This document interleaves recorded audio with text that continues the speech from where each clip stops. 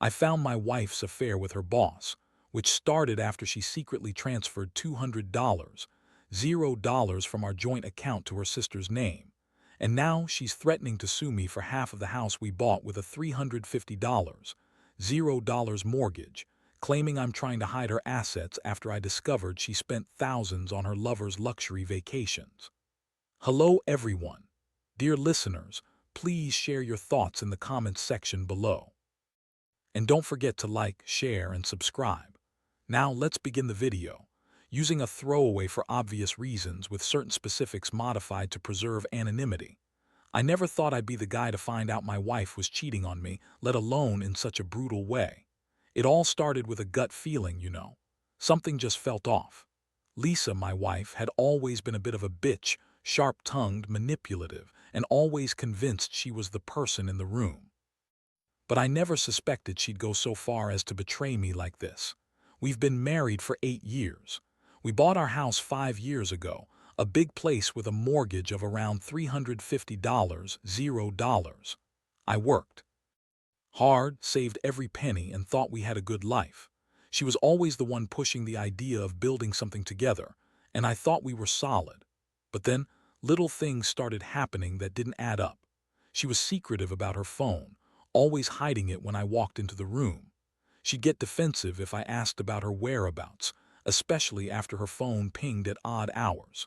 It all came to a head one day when I was going through our joint bank account to check the recent transactions. I noticed a transfer 200 sent from our account to her sister's name. I was stunned. That's a huge chunk of money. I immediately knew that wasn't normal. We didn't have that kind of cash lying around. I called her and she brushed it off, saying she was helping her sister out of a tight spot. But she couldn't explain why she'd do it secretly or why she transferred such an enormous sum without telling me first. That's when I started digging deeper.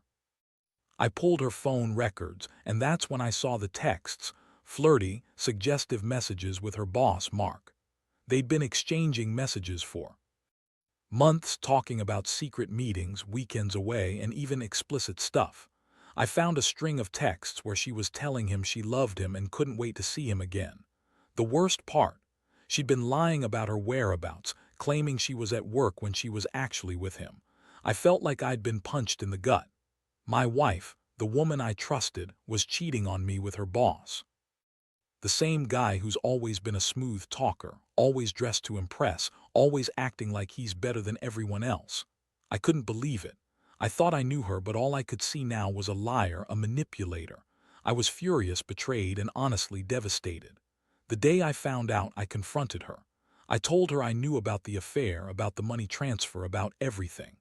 Her reaction was classic Lisa. She looked at me with those cold, bitchy eyes and everything. She said I was paranoid, that I was just jealous, that I was imagining things. When I showed her the text messages, she just scoffed and called it harmless flirting, claiming I was overreacting. She insisted she loved me, that she'd never cheat, that I was just accusing her out of insecurity. But I knew better. I saw the truth in her eyes. She was lying, and she was caught. Hearing her deny everything, knowing she was lying straight to my face, made my blood boil. I felt a mix of anger and sadness I can't even describe. How could she do this? How could she betray me after all these years, after everything we built? It was like my entire world was crumbling. I couldn't sleep that night, replaying her lies and the images of her with Mark. I kept asking myself how I missed all the signs, how I was so blind. But deep down, I knew this was just the beginning of a long, painful journey. After that confrontation, everything changed. The house felt colder, heavier, like the walls were closing in on me.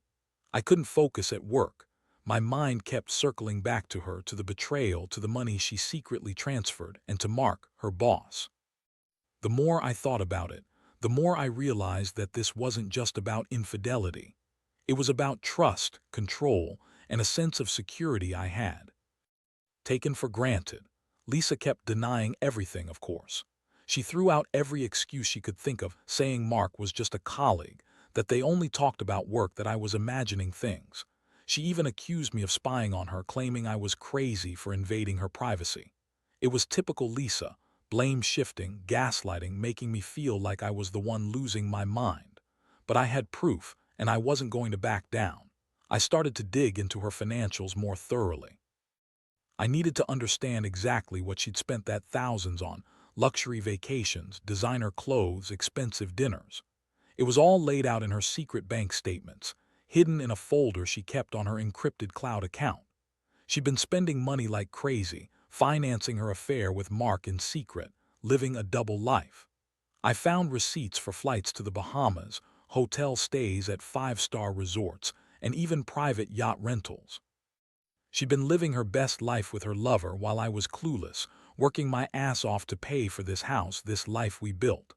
The worst part, she told me she was saving money for a big project, claiming she transferred the $200 to her sister to help with her wedding. But I knew that was a lie. She'd been lying about everything. I felt like I'd been played for a fool, and my blood was boiling. How could she do this to me? How could she betray me and then lie about it all? I decided I had to act. I started planning my next move. I couldn't just confront her again. I needed to be smart about this. I hired a private investigator to follow her, gather more evidence, and confirm what I already suspected, that she was still seeing Mark. The pie came back with photos of her and Mark at a fancy restaurant, holding hands, looking intimate. It was clear they were more than just colleagues. I felt a sickening mix of rage and heartbreak. I'd given her everything, my trust, my love, and she'd thrown it all away for some guy who probably saw her as just another conquest. I knew I had to do something drastic. I couldn't let her get away with this, especially not with my house, my savings, and my dignity on the line. I started to consider my options. I knew I could divorce her, but I also wondered if I should fight for the house, for the money she secretly transferred, for some kind of justice. The thought of her trying to take half the house, claiming I was hiding assets, made my blood boil even more. She's threatening to sue me now, saying I'm trying to hide her assets, but I know the truth. I know she spent thousands on her lover's luxury vacations, and she's just trying to cover her tracks. Meanwhile, she's still acting like the victim. She calls me paranoid, insecure, jealous, everything but the truth. She's bitchy, manipulative, and she's lying through her teeth. I can see the way she looks at me now, disgusted, like I'm the problem. But I'm not stupid. I see her for what she is. A cheater, a liar, and now, a woman trying to threaten me with legal action to cover her own ass. The more I think about it, the more I realize I can't let her get away with this. I have to fight back, not just for my money or my house, but for my dignity. I've been betrayed, yes, but I refuse to be the victim forever. I need to find a way to expose her lies, protect what's mine, and make her realize that cheating and lying come with consequences. I don't know exactly how I'll do it yet, but I'm determined. This isn't over. Not by a long shot. Now, after gathering all the evidence, photos, bank statements, the pie's reports, I felt like I finally had some leverage. But I also knew that Lisa wouldn't go down without a fight. She's always been manipulative, and now she was throwing legal threats my way, claiming I was trying to hide her assets. That's when the real game started. I started talking to a lawyer, someone who specialized in divorce and asset protection. I wanted to make sure I was prepared for whatever she threw at me. The lawyer told me I had a solid case, especially with the evidence I'd collected. We discussed the possibility of her trying to claim half the house, even though I knew she'd transferred money illegally and lied about her spending. I also found out that she had been secretly transferring money to her sister's account, which could be considered asset hiding if she tried to claim half of everything. While all this was happening, Lisa kept up her act, acting innocent, calling me paranoid, saying I was just jealous of her success. She'd throw tantrums, accuse me of trying to control her, and lie about her whereabouts. She told me she was just working late at the office, even though I had the photos and texts proving otherwise. I felt a mixture of disgust and anger. How could she lie so effortlessly? How could she sit there and deny everything when I had the proof right in front of her face? Meanwhile, she started threatening me with lawsuits, claiming I was trying to steal her rightful share of the house. She said I was trying to hide her assets, which was laughable. I knew she'd spent thousands on luxury vacations, private dinners, designer clothes, things she kept secret, hidden from me. I also knew about the $200, $0 transfer which she insisted was for her sister's wedding, but I wasn't buying it anymore. I'd seen her text with Mark, her boss. She was in love with him, and I was pretty sure she'd been planning her escape for months. I decided I needed to confront her again, but this time with my lawyer on the line. I told her I knew everything, her affair, her spending, her lies. I told her I was prepared to fight her in court if she tried to claim half the house or any assets she'd hidden.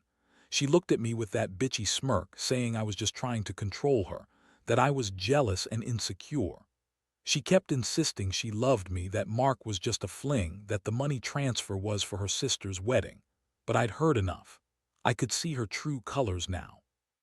It was at that moment I realized she'd been planning her escape all along. She wanted to take the house, the money, everything she could get her hands on, and she was willing to lie, cheat, and manipulate to do it.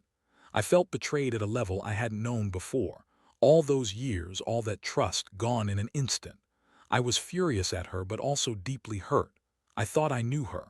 I thought she was my partner, my wife. Instead, I was married to a liar, a manipulator, someone who'd sell her own integrity for a few luxury vacations and a secret affair. I decided I wasn't going to let her win that easily. I'd fight her every step of the way. I was already talking to my lawyer about filing for divorce, but I also wanted to make sure I protected my assets. I didn't want her to walk away with half of everything I'd worked so hard for. I was going to make her prove her case, and I was going to expose her lies in court if I had to. This wasn't just about money anymore. It was about standing up for myself, for my dignity, and for the truth.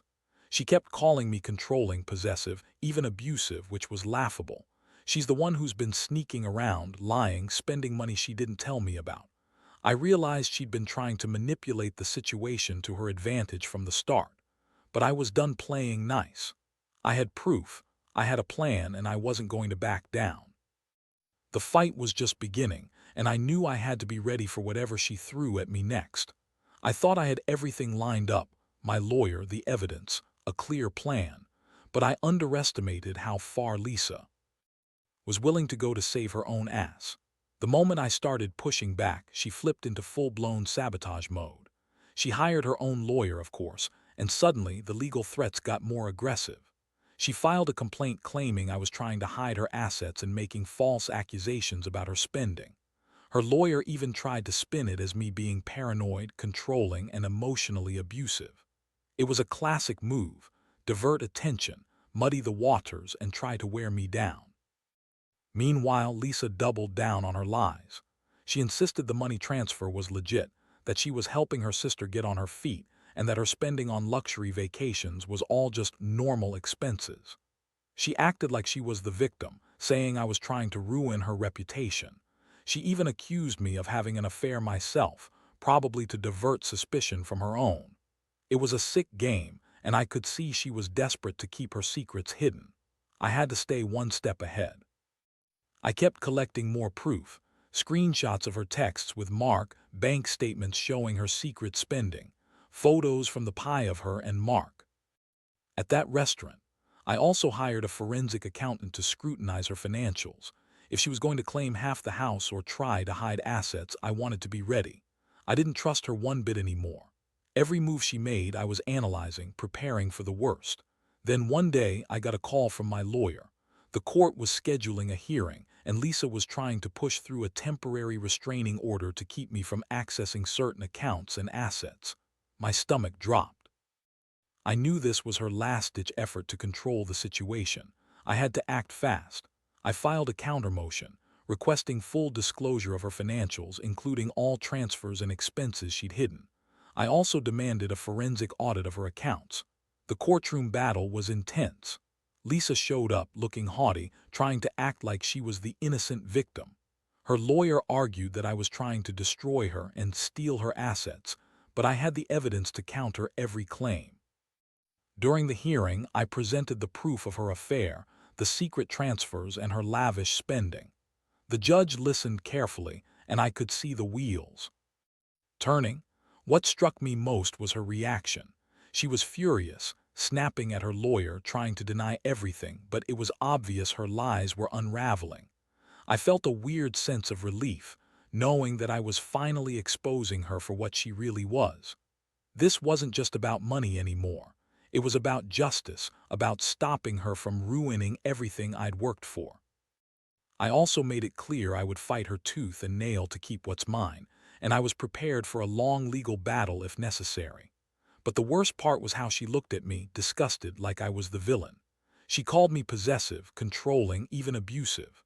That was rich coming from her, the one sneaking around, spending my money on some lover and trying to manipulate the system. I stayed calm, knowing I had the upper hand, but inside I was boiling. This woman had lied, cheated, and schemed her way into a corner, and I was just beginning to see how deep her deception went. Now I'm at a crossroads. I can keep fighting in court, or I can just walk away and cut my losses. Honestly, I'm tired, but I also feel a strange sense of clarity. I've learned more than I ever wanted, about her, about trust, about how people can lie so convincingly. This whole ordeal has shattered any illusions I had about her. I still love her, I won't deny that, but I can't ignore what she's done. The question is, how much damage can a person fix after this kind of betrayal? And do I want to try? The legal battles went on for months. Every time I thought I'd seen the worst, Lisa managed to surprise me with new lies or schemes.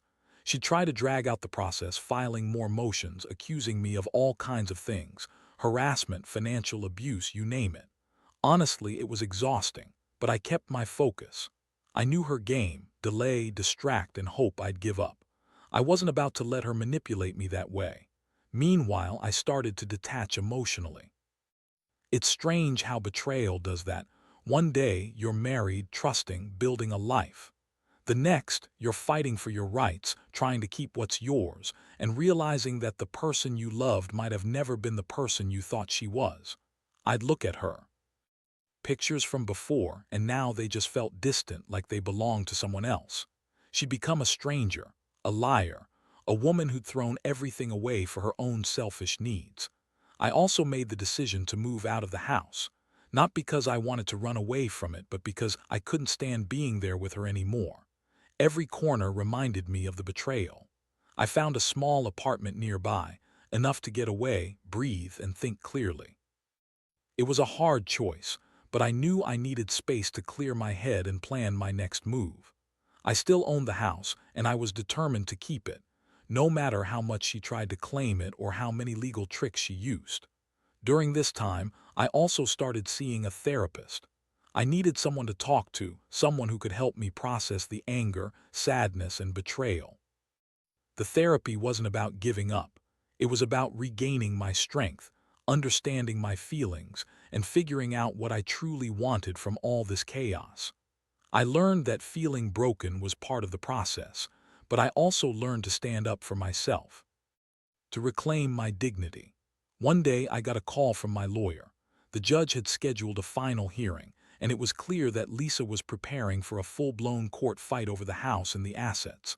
I was worried, but I also felt more prepared than ever. I had all the evidence, proof of her affair, her secret spending, her transfer of money, and I was ready to fight for my rights. I also had a solid plan to get her to pay for her lies, her deceit, and her betrayal. The court date was intense. Lisa showed up, looking haughty and confident, sure she was going to win. Her lawyer tried to paint me as controlling and paranoid, but I had the facts. I presented everything: texts, bank statements, the PI's reports. I explained how she'd been secretly transferring money, living a double life, and lying about her spending. I laid out the timeline, showing how her affair with Mark started after she transferred the money, and how she'd been planning her escape for months. The judge listened carefully.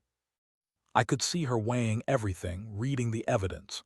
When I finished, Lisa's face was pale and she looked furious. Her lawyer's arguments crumbled under the weight of the proof.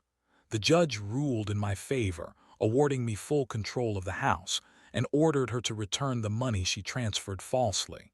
It was a victory, but not one I celebrated yet. I knew this was just the end of the legal fight. It wasn't the end of the emotional one. As I walked out of the courtroom, I felt a strange mix of relief and emptiness. I had won the battle, but I'd lost so much more: trust, the life I thought I had, and maybe even part of myself. I realized I'd spent months fighting for justice, but I also needed to rebuild from the inside out. I'd been betrayed in ways I never imagined, and now I had to figure out who I was without her. Looking back, I can see how much this experience changed me. I learned that people can hide their true selves behind a mask, and sometimes, love isn't enough to hold everything together. I also learned that standing up for yourself, even when it's hard and messy, is the only way to really reclaim your life. I still have scars, sure, but I also have a new sense of freedom. And I'm finally starting to believe that I can move on better, stronger, and more cautious than before. Walking out of that courtroom, I felt like a weight had been lifted, but the real healing was just beginning. The house is now mine again, and Lisa's gone, at least physically. Her lies, her manipulations, her betrayal, they all left scars, but I've learned to live with them. What I've come to understand is that trust, once broken so thoroughly, isn't easily repaired. I don't know if I'll ever fully trust anyone again, but I do know I can trust myself. The aftermath has been a mixture of relief and reflection. I've had to rebuild my sense of self, piece by piece. I've realized how much I let her control my life, how much I ignored the signs because I wanted to believe in the marriage we built. But now, I see clearly. People are complicated. Some are better at hiding their true selves than others. And sometimes, love isn't enough to hold everything together when betrayal is involved.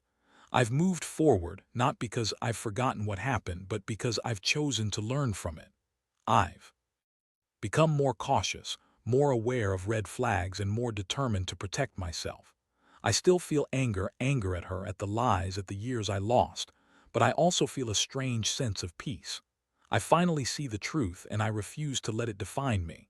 To anyone reading this who might be going through something similar, I want to say this: trust your instincts. Don't ignore the small signs, the little lies, or the secretive behavior. Because if you do, you might end up like I did, devastated, betrayed, fighting for what's right. And remember, you're stronger than you think. No matter how much someone tries to break you, you can rebuild. It's not easy and it takes time, but you will come out the other side. I've learned that betrayal is a harsh teacher, but it also reveals who we really are. It teaches resilience, patience, and the importance of standing up for yourself. I'm not the same man I was 8 months ago, but I'm better, more cautious, more self-aware, and finally more free. Lisa's betrayal showed me the worst of what people can do, but it also showed me that I can survive it. And, in the end, that's all anyone can ask for.